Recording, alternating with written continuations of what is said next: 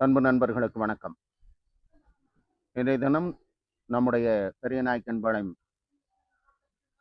Facebook channel மற்றும் Vijay tax YouTube சேனலுக்காக ஒரு மிகச்சிறந்த ஆளுமையை சந்திக்க வந்திருக்கின்றோம். உங்களுக்கு தெரியும், நம்முடைய நாடு உலகத்திலேயே மிகப்பெரிய ஜனநாயக நாடு.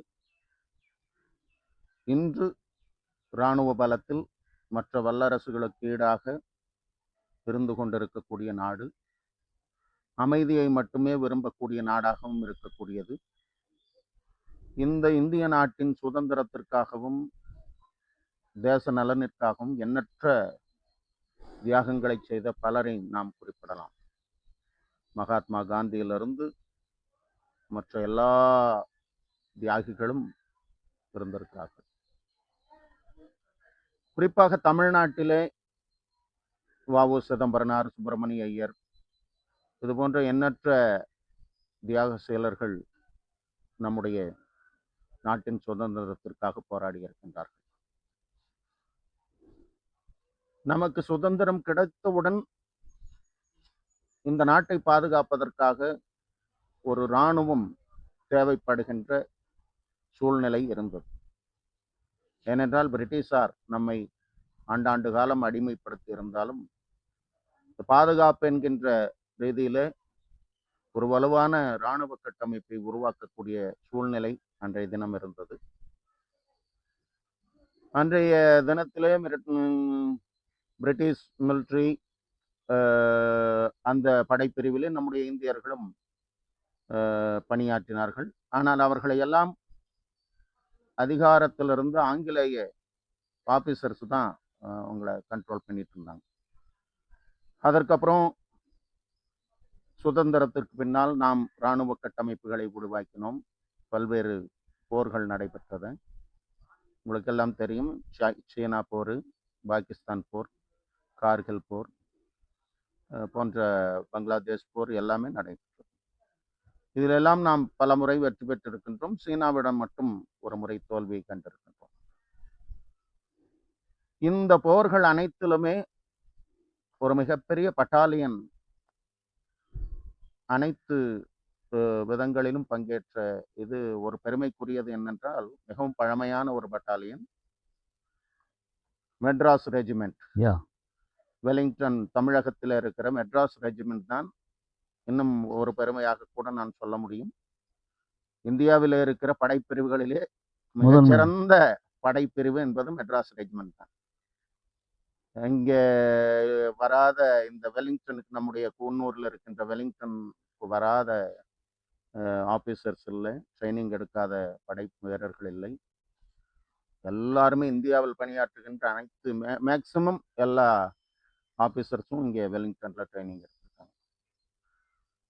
இந்த வெலிங்டன்ல நம்முடைய பெரியநாயக்கன்பாளையத்தை சார்ந்த திரு கேப்டன் ரவி அவர்கள், வணக்கம்.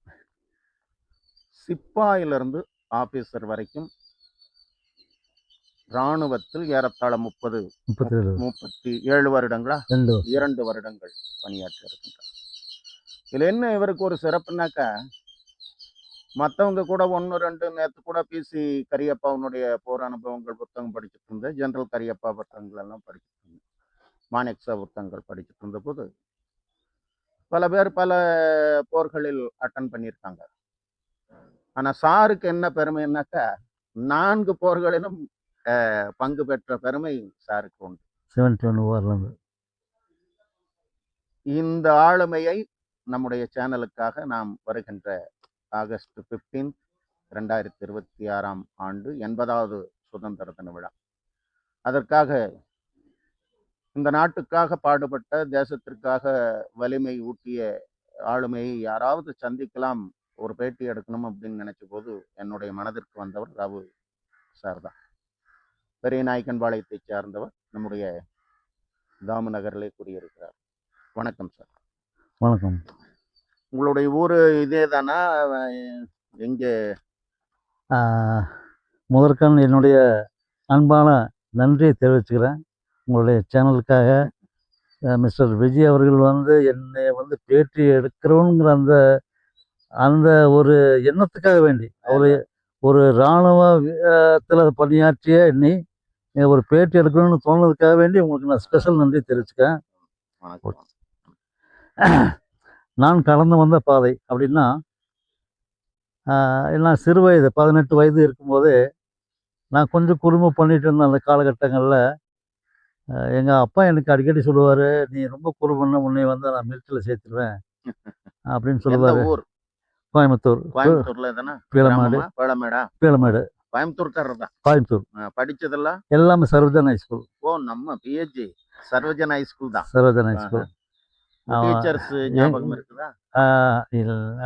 ஒரு சிலர் இருக்காங்க. அது எத்தனையோ 1963, 65, 68 காலகட்டங்கள் அது. துருதுருன்னு இருப்பீங்க. ரொம்ப துருதுருன்னு இருந்த காலகட்டங்கள் அது. ஸ்போர்ட்ஸ் அந்த மாதிரி விஷயத்தில் அதிகமாக இருப்பேன்.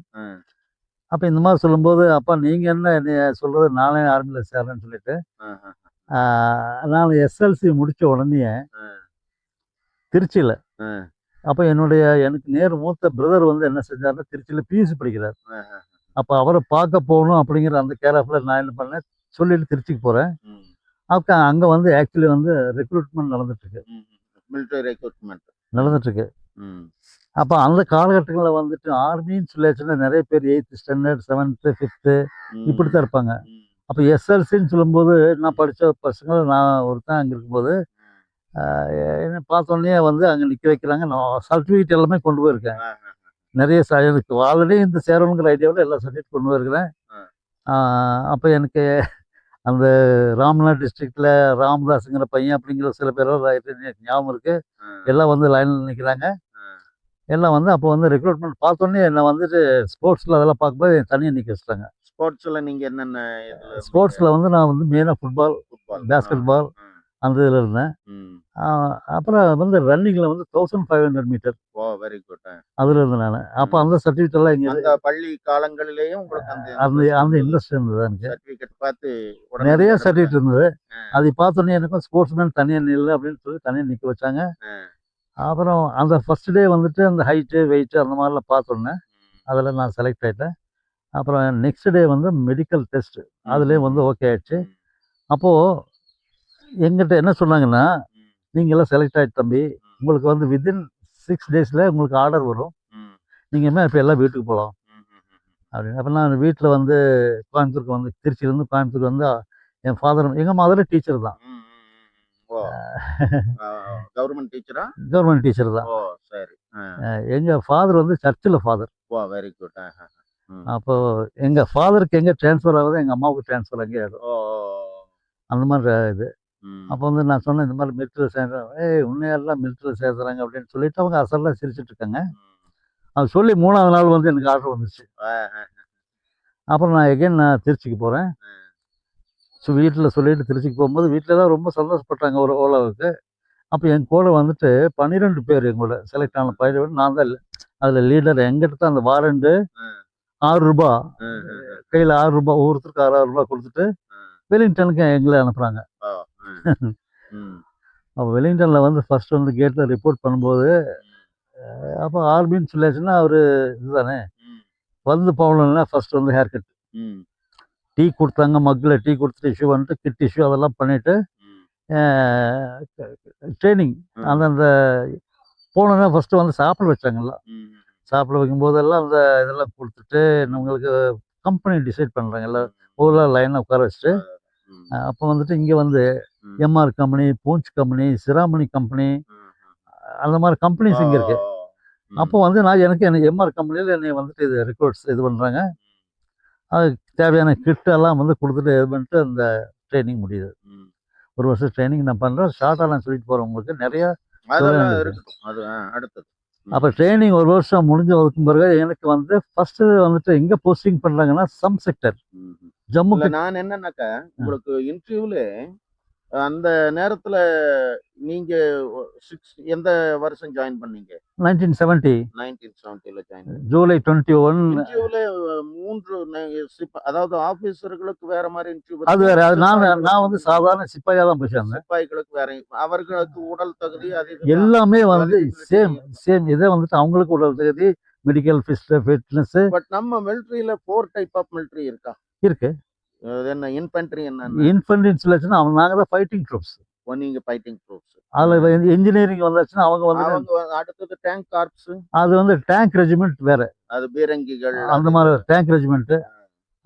அப்புறம் வந்துட்டு சப்ளைங் சர்வீசஸ் ஏசின்னு சொல்றது ஆர்மி சப்ளை கோர். எங்களுக்கு இந்த ஃபுட்டு அகாமடேஷன்ஸு இந்த மாதிரி வாட்டர் சப்ளை அவங்க எல்லாம் சப்ளை பண்றது. அவங்க வந்துட்டு ஃபைட்டிங் ட்ரூப்ஸ்ல வராது, பட் அவங்களும் வந்து மிலிட்ரி தான். மெடிக்கல் வந்து ஏஎம்சி ஆர்மி மெடிக்கல் கோர். அவங்க டைப் இருக்கு. அந்த மெடிக்கல் கோர் வந்து அவங்க எங்களுக்கு சப்போர்ட் தான். ஏர் மெயின்ல இருக்கிறது வந்து மெயினா வந்து நாங்க ஃபைட்டிங் ட்ரூப்ஸ் தான். இன்ஃபென்ட்ரி பட்டாலியன் தான் மெயின். இன்ஃபென்ட்ரி தான் எல்லாத்துக்கும் முன்னால போய் நிக்கிறது, அடிவாங்க சாவறது எல்லாமே நம்ம தான். நேத்து அந்த பிசி கரியப்பா உடல் அந்த போர் அனுபவங்கள் படிச்சுட்டு கரியப்ப சாபனுடைய ஃபாதரும் கரியப்ப சாப் அவர் தான் ஃபர்ஸ்ட் வந்து இந்தியாவிலேயே வந்துட்டு என்ன சொல்றது இது ஜெனரல் கரியப்பாவா?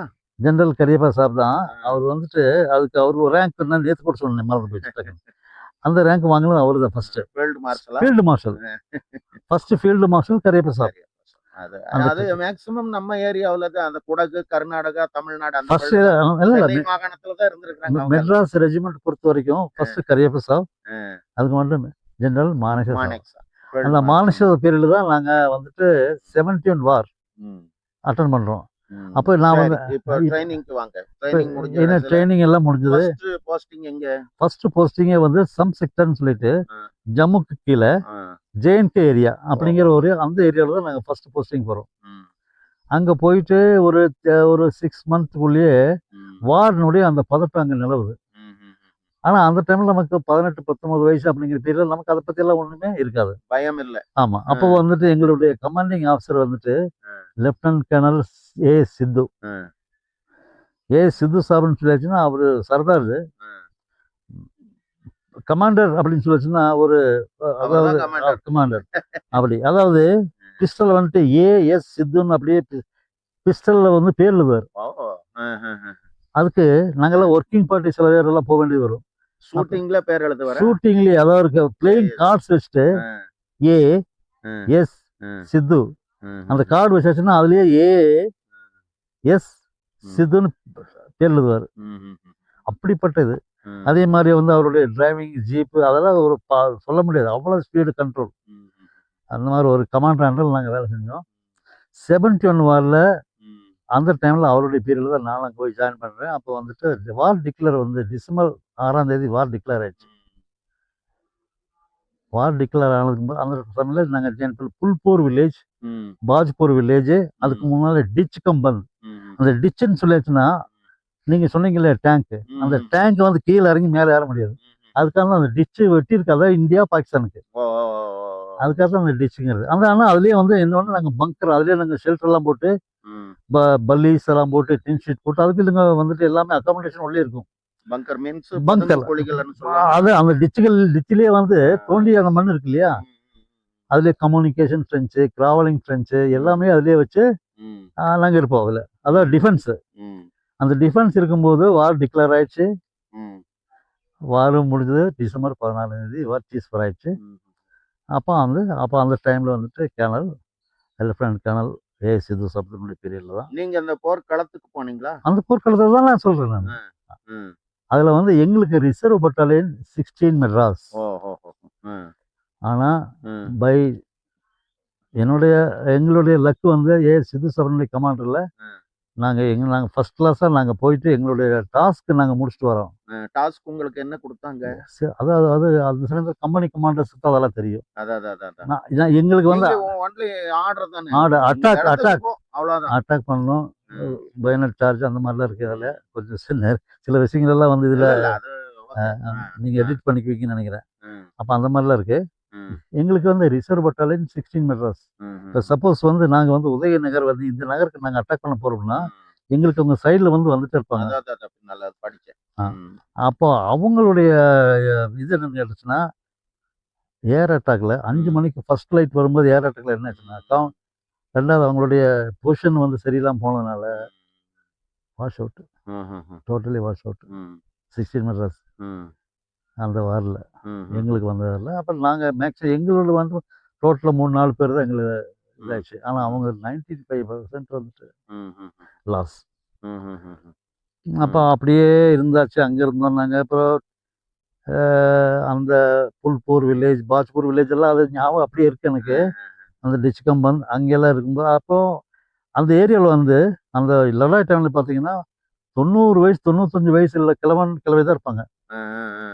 எல்லாருமே வந்து டெல்லி சைடு வந்துட்டாங்க. அப்புறம் அந்த அந்த 3 மாதத்துக்கு பிறகு தான் பழையபடி எல்லாம் வந்து அங்கே வரதுக்கு ஆரம்பிக்கிறாங்க. அப்போ தான் எங்களுக்கு வந்து ஜம்முக்கெல்லாம் போகிறதுக்கு வர கொஞ்சம் ஃப்ரீ ஆகுது. வாரப்ப சாப்பாடெல்லாம் கிடைக்காது. அது இல்லை அதெல்லாம் வந்து எல்லாமே அதுக்கு குக்கர்லாம் இருக்காங்க. நமக்கு எல்லாம் வந்துட்டு இந்த மசாலா சப்பாத்தி. மசாலா அதாவது என்ன மசாலா சப்பாத்தினா சப்பாத்திலேயே மசாலா போட்டு 4 பண்டல் 5 பண்டல் வந்து 3 days 4 டேஸ்க்கு என்ன பண்ணுவாங்கன்னா பேக் பண்ணி கொடுத்துருவாங்க. அந்த குக்கு அவங்க எல்லாம் வந்து அதுவும் வந்து எல்லாம் பூமிக்கு அடியிலேயே தான் எல்லாமே. அது வந்து கம்யூனிகேஷன் செஞ்சு வழியாக வரணும், வாங்கிக்கணும், போயிடணும். அப்படி தான் சிப்பாய் தான் இருந்தாங்கல்ல அப்போல்லாம். அந்த மாதிரி தான். இல்லை நீங்கள் ஃபஸ்ட்டு இதில் வெயிட் அதிகமாக இருந்திருக்குமல்ல? எங்களுக்கு வந்து என்ன அப்படின்னா வெப்பன்ஸ்னா எங்களுக்கு வந்து எஸ்எல்ஆர் செல்ஃப் லோடிங் ரைஃபிள்னு சொல்லுது. எங்களுக்கு அந்த மாதிரி இருக்கும். 2 கிரெனேட் இருக்கும். அப்புறம் வந்து இது மேசின் இருக்கு இல்லையா, இதில் 2 பவுச். அந்த பவுச்சில் 2 மேசின் இருக்கும். அது இல்லாமல் எங்களுக்கு தேவையான வந்து அந்த பிளாங்கெட்ஸ் அந்த மாதிரிலாம் இருக்குது இல்லையா படுக்கிறதுக்கு. அது படா பேக், சோட்டா பேக், நம்மளுக்கு தேவையான அந்த இதெல்லாம் இருக்கும். அதில் மிஸ்டின்னு சொல்லுது. அந்த மிஸ்டின்ல தான் வந்து டீ போட்டுக்கலாம் அந்த நைட்டில். அதெல்லாம் சும்மா அதெல்லாம் மக்குன்னு சொல்லுது. எல்லாம் அதை வந்து அதாவது வெளியே தெரியாம பிளாங்கெட் எல்லாம் மூடி அதுலயே வந்து தீ பற்ற வச்சு அப்படிலாம் தம் அடிக்கிறதா இருந்தால் கூட அதுக்குள்ள அடிச்சுக்கணும். அந்த மாதிரிலாம் இருக்கு. அப்போலாம் நமக்கு அந்த பழக்கம் இல்லை. அந்த காலங்கள் முடிஞ்சது. அந்த பழக்கம் இல்லைன்னாலும் அந்த குளிர்ல எப்படி தாங்குனீங்க? அங்க வந்து அது அந்த டைம்ல வந்துட்டு எங்களுக்கு என்ன கேட்டீங்கன்னா ஃப்ரீ சிகரெட் இஷ்யூ இருக்கும். Cigarette 4 packet cigarette. ஆமா. ஒரு வாரத்துக்கு 4 தீப்பெட்டி அப்படிலாம் இருக்கும். ஈவன் ட்ரிங்க் கூட இருக்குதுங்க. ட்ரிங்க் வந்து அது இல்லை குளிரை தாங்கக்கூடிய ஒரு அது லடாக் டைம்ல வந்துட்டு மத்தியானம் நம்ம ஃப்ரீயா வந்து இருந்தாச்சுன்னு சொல்லிட்டுன்னா அது ட்ராவலிங் கம்யூனிகேஷன் செஞ்சுட்டே போயிட்டு 60 ml நமக்கு வந்துட்டு இஷ்யூ ஆகும். அவங்களே கொடுத்துருவாங்க. இப்போ நான் பங்கில் எனக்கு அப்போ எங்கூட வாரில் வந்து லடாக் இருந்தது லூசா தோமஸ்ன்னு சொல்லிட்டு. அப்புறம் எல்எம்ஜினா light machine gun number 1 and 2. அவர் வந்து இப்போ கோவால உயிரோடு இருக்காரு. இப்போ இருக்காரு எங்களோட லைவ்ல இருக்காரு. அடிக்கடி எங்க பேசுவாரு. அந்த லடாக் டைம்ல வார் டைம்ல வந்து அவங்களுக்கு முக்கியமா சொல்றதுக்கு ஒண்ணு மறந்துட்டேன். அந்த பங்கர் ஷெல்டர் நாங்கள் உள்ள இருக்கும்போது பாம்பு வந்து கரெக்டா எங்களுடைய மேலே விழுந்தது. அதுதான் சுவாரஸ்யமான சம்பவம் விழுந்தது. ஆனா பாம்பெல்லாம் விழுந்தாச்சுன்னா அது வெடிக்குது இல்லைங்களா, ஷெல்லிங் இப்படித்தான் போகும். இந்த மாதிரி தரையா போகாது, இப்படி போகும். அதனால வந்து எங்க மேல இல்ல பங்கர் மேல அந்த பல்லிஸ் எல்லாம் பெரிய பெரிய பல்லிஸா இருக்கும். அந்த பல்லிஸ் அடுக்கி வச்சு அதுக்கு மேலே டின் ஷீட் வச்சு அதுக்கு மேலே மண்ணை போட்டு அந்த மாதிரிலாம் அதான் ஆல்ரெடி டிஃபென்ஸ் உண்டாக்கி இருப்பாங்க. அப்போ மெயின்டெனன்ஸ் நம்ம தான் பண்ணிக்கணும் எல்லாமே. அப்படி நாங்கள் அந்த வார் முடிஞ்சது. அதுக்கு முடிஞ்சுக்கும் போது நாங்கள் அடுத்தது எங்கே நாங்கள் போகிறோம்னா லே லடாக். லடாக் மேலே இமயமலை. ஆமாம், இமயமலை, காஷ்மீர், ஸ்ரீநகர். ஸ்ரீநகரில் போயிட்டு பால்டால் ஒரு இடம் இருக்கு. அங்கே ஒரு 10 நாள் அக்காமடேஷன் பண்ணணும். உடனே மேலே ஏற முடியாது. இந்த மூச்சு 10 நாள் வந்துட்டு ஓய்வு மீன்ஸ் அந்த காலையில் பீட்டி ரிலாக்ஸ்னா அது மேலே ஏறி அந்த அந்த கிளைமேட் நமக்கு பிடிக்கணும். இல்லைன்னா அந்த ஆக்சிஜன் வந்து நமக்கு டக்குன்னு ஏற முடியாது. அப்போ நிறைய பேர் வந்து இதாக இருக்க சான்சஸ் இருக்கு. அது அந்த ஏரியா பால்டால் சூப்பரான அழகான ஏரியா. அங்கே வந்து இந்த சிவலிங்கம் இருக்கு இல்லையா, இந்த குகை, அங்கதான் நாங்கெல்லாம் போய் பார்த்து வருவோம். இது என்ன கேதார்நாத் கோயில். அது ஒரே அந்த எழுதியாவது அந்த அந்த ஐஸ் விழுந்து உள்ள வந்து அந்த பனிலிங்கம் அது அந்த கோயில் இருக்கு. அங்க ஒரு முனிவர் மாதிரி நாங்க பார்த்தோம். நகமா அவ்வளவு நேரம் வளர்ந்துருச்சு. கால் நெகமெல்லாம் அப்படி இருக்கு. அப்படி உட்காந்துருப்பாரு எல்லாம். ஆனா ஐஸ்குள்ளதான் இருப்பாரு. ஆச்சரியமா இருந்தது. ஆனா அவர் ட்ரெஸ் அது இதெல்லாம் ஒண்ணுமில்ல, ஐஸ்குள்ளதான் இருப்பாரு. அந்த உட்கார்ந்து இருக்கிற இடத்துல ஐஸ் இருக்காது. அது புகை ஃபுல்லாவே புகை புகை. நாமளே ஐஸ் இருக்குதுன்னு சொல்லிதான் ட்ரெஸ் ஃபுல்லா போட்டுக்கிறோம் குளிருக்கு. பட் அவர் வந்து இல்ல அவரு இடுப்புல வந்து இது என்னமோ கட்டியிருந்தாரு. ஆனா ஒரு மற்றபடி துணி மட்டும் பாக்கி போற பாடி எல்லாம் பாடியில ஓப்பன் தான். அதான் அந்த யோகத்தினுடைய யோகா சம்திங் ராங் அது இருக்கு அது. அப்புறம் அங்க ஒரு 10 days அங்க இருந்துட்டு நாங்க என்ன பண்ணோம்னா லே, லடாக், துர்புக் அங்கிருந்து லேக்கே வந்து எனக்கு போறதுக்கு 3 நாள் ஆயிடும். இந்த கார்கள் திராஸ் இதெல்லாம் கிராஸ் பண்ணி தான் போகணும். லே போறதுக்கு ஆச்சுன்னா போற வழியில தான் இந்த கார்கள் எல்லாம் இருக்கு, திராஸ் இந்த மாதிரிலாம் இருக்கு. அப்புறம் லடாக் அங்கிருந்து ஒரு நாள் போகணும். லடாக்ல இருந்து துர்புக் ஒரு நாள் போகணும். எல்லாம் நடந்து தானே? இல்ல எல்லாம் கான்வாய் கான்வாய் கான்வாய். அதாவது அந்த டைம்ல ஐஸ் எல்லாம் விழுந்துச்சுன்னா அந்த ஐஸ் எல்லாம் கிளியர் பண்ணி இந்த எம்இஜின்னு சொல்றது மிலிட்ரி இன்ஜினியரிங் குரூப் அவங்க தான் வந்து நமக்கு ரோட் எல்லாம் கிளியர் பண்ணி தருவாங்க, பாலம் போட்டு தருவாங்க. அவங்க நமக்கு சப்போர்ட். இப்போ நாங்கள் திடீர்னு இந்த இடத்துல வரைய இந்த இடத்துல தண்ணி இருக்கு கிராஸ் பண்ண முடியாதுன்னு சொன்னா வித்தின் 2 மணி நேரத்தில் இங்கே ஒரு பாலம் போட்டுருவாங்க. எம்இஜி மிலிட்ரி இன்ஜினியரிங் குரூப் அந்த மாதிரி டைப் 2 இருக்கு. அப்போ அங்கே அடுத்த நாங்கள் சர்வீஸ் பண்ணுறது எங்கன்னா துர்புக்கில். அப்போ அந்த சமயத்தில் கர்னல் CN சுவாமி அவர் தான் எங்களுக்கு கமாண்டிங் ஆஃபீஸர். அவர் இருந்தார் அங்கே. யாருக்கிட்ட நல்லா பழக்கிட்டீங்க? எத்தனை பேர் சொல்றீங்க அவரு கமாண்டர்? இங்க ஒரு குருவா நீங்க இந்த மிலிட்டரி சர்வீஸ்ல ஒரு குருவா உங்களை ஏத்துக்கிட்டது? எல்லா சிஓவுமே என்ன பொறுத்த வரைக்கும் ரவி ரவி ரவின்னு ரொம்ப நல்லா பழகுவாங்க. காரணம் நான் வந்துட்டு கொஞ்சம் அந்த டைப்ல வந்து கேட்டீங்கன்னா நான் ஒரு SSLC படிச்ச அந்த ஒரு இது. 2வது கொஞ்சம் ஸ்போர்ட்ஸ்லயும் இருப்பேன். அப்புறம் இன்ஸ்ட்ரக்டர் வேறு. நான் இன்ஸ்ட்ரக்டர் இருந்தேன். அது வந்து வெப்பன் இன்ஸ்ட்ரக்டரு, வெப்பன் ட்ரைனிங் முடிச்சுக்கிறேன். அப்புறம் 81 mm மோட்டர் அப்படிங்கிற அது வந்துட்டு இங்கே ஃபயர் பண்ணாச்சுன்னா 6 கிலோமீட்டர் அந்த பக்கம் போய் அந்த பாம்பு விழும். 6 கிலோமீட்டர் என்னுடைய ரேஞ்சு. அதை எப்படி கால்குலேட் பண்ணுறது, பர்டிகுலராக இந்த வீட்டில் பாம்பு போடணும்னா அந்த மாதிரி ப்ளோட்டிங் வச்சு அதை போட வைக்கலாம். இப்ப அதற்கான வாய்ப்பு உண்டு. நீங்க கம்ப்யூட்டர்ல பார்க்கலாம், மேல இருக்கிறது கரெக்டா பாயிண்ட். இல்ல அந்த இப்பவுமே அந்த இதுல வந்து அந்த 81 மோட்டர்ல ப்ளோட்டிங், அந்த ப்ளோட்டர் இருக்கு. அந்த நார்த்திங் லைன் ஈஸ்டிங் லைன் இருக்கு இல்லையா, நார்த்திங் லைன் ஈஸ்டிங் லைன் இருக்குல்ல, அதுல வந்து ப்ளாட் பண்றது. அந்த கிரிட் ரெஃபரன்ஸ் வச்சுக்கிட்டு நம்ம வந்துட்டு இந்த சைட்ல வந்து அது ஃபிட் பண்ணியாச்சுன்னா பாம்பு போடும்போது கரெக்டாக அந்த ஏரியால தான் போய் அது விடும். அதாவது 50 அடி லெஃப்ட் ரைட்டு 100 அடி அப்படி வரும். அந்த மாதிரி அந்த மோட்டரோட இன்ஸ்ட்ரக்டர் நான் தான். Weapon training 9 army course 9 course பண்ணிக்கிறேன். என்னென்ன கோர்ஸ்? வெப்பன் கோர்ஸு, இது 81 mm கோர்ஸு, கமாண்டோ கோர்ஸு, கமாண்டோவும் பண்ணியிருக்கீங்க. Commando course, commando main. அதான் கமாண்டோ மெயினான PC course. PC means platoon commander. PC course. அப்புறம் வந்துட்டு short course, PT course, short course, PT course, long course. அப்புறம் counter insurgency jungle warfare, CIJW, counter insurgency jungle warfare. அப்படின்னா அது only வந்து அந்த ஜங்கல்ல எப்படி வந்து அந்த மாதிரி அந்த ஒரு அது வந்து முக்கியமான ஒரு கோர்ஸ். இப்படி டோட்டல் 9 கோர்ஸ் ஆர்மியில. பட் ஆர்மியை பொறுத்தளவுல ஒரு இதுனாக்கா இப்ப செக்ஷன் ட்ரைனிங் அப்படிங்கிறது என்ன? ஒரு 10 சிப்பாய்கள் இருப்பாங்களோ? செக்ஷன்ங்கிறது ஒரு 10 பேர். அப்புறம் பிளாட்டான் பிளட்டூன்ங்கிறது வந்து 3 செக்ஷன் வந்து ஒரு பிளட்டூன் 30 பேர். 3 பிளட்டூன், 3 செக்ஷன் வந்து ஒரு பிளட்டூன். 3 பிளட்டூன் சேர்ந்தது தான் ஒரு கம்பெனி. ஒரு கம்பெனி படைப்பிரிவுங்களாமா? ஒரு கம்பெனி அவ்வளவுதான். ஒரு கம்பெனி. அப்போ alpha, Bravo, Charlie, delta, support, Adam, இது சேர்ந்தது ஒரு பட்டாலியன். இத்தனையும் இருக்கணும். இவ்வளவு சேர்ந்த பட்டாலியன். அதுக்கு தான் ஒரு லெப்டினன்ட். பட்டாலியன்ங்கிறது எத்தனை வீரர்கள்? நீங்க இத்தனை இது சொன்னீங்க. ஆக்சுவலி வந்து 1000 பேருடைய கவுண்டிங்.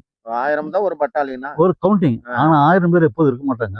ஏன்னு கேட்டீங்கன்னா அதுலயே வந்து உடம்பு சரியில்லாம போறவங்க, எமர்ஜென்சியில் இருக்கிறவங்க, லீவ்ல இருக்கிறவங்க, எமர்ஜென்சி லீவ்ல இருக்கிறவங்க, கைகால போனவங்க, அப்படி சில விஷயங்கள்லாம் இருக்கு. அப்போ ஒண்ணுமே முடியல, நடக்க முடியல, இது பண்ணணும். அப்போ ஃபேமிலி குவார்ட்டர்ஸில், ஏழாம் டியூட்டியில் இந்த மாதிரி இருக்கும்போது ஃபுல்லாக வந்து நமக்கு அந்த இது கிடைக்கும். இப்போ 10 பேர்னா 10 பேர் நமக்கு கிடைக்க மாட்டோம்.